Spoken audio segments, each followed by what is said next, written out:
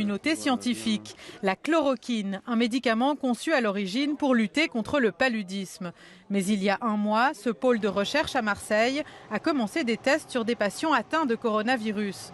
Sous la houlette du professeur Didier Raoult, qui dévoilait il y a quelques jours son étude sur 24 patients porteurs du coronavirus. Vous voyez en haut le pourcentage de positifs chez les gens qui n'ont pas reçu de plaquenil et vous voyez qu'au bout de 6 jours, il y en a toujours 90% qui sont porteurs, tandis que quand vous mettez du plaquenil, au bout de 6 jours, il n'y a plus que 25% qui sont porteurs. La chloroquine, proposée par plusieurs laboratoires, a d'abord été utilisée en Chine. Le président des États-Unis s'y intéresse désormais. Voyons si ça marche. Ça pourrait ou ça ne pourrait pas. Je le sens plutôt bien, mais qui sait ?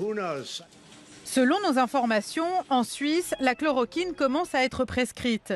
À l'hôpital cantonal de Genève, elle fait désormais partie des traitements administrés aux patients infectés par le Covid-19, même si le chef des maladies infectieuses reste très prudent.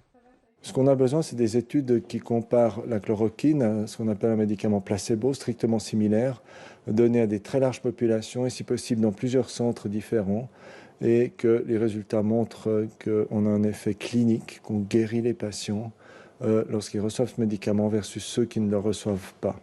Au CHUV, la chloroquine a été prescrite ces dernières semaines à des patients sévèrement atteints. Comme on est en situation d'urgence et qu'on n'a pas d'autres traitements disponibles, on a un faisceau d'indices qui nous dirait que peut-être la chloroquine est efficace en ce sens qu'elle diminue la sévérité de la maladie, elle diminue un peu la durée d'hospitalisation, elle réduit les problèmes, disons les altérations radiologiques, et puis elle diminue un peu l'excrétion du virus.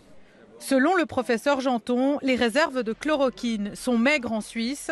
Les cantons seraient en train de s'organiser et d'adopter une ligne commune.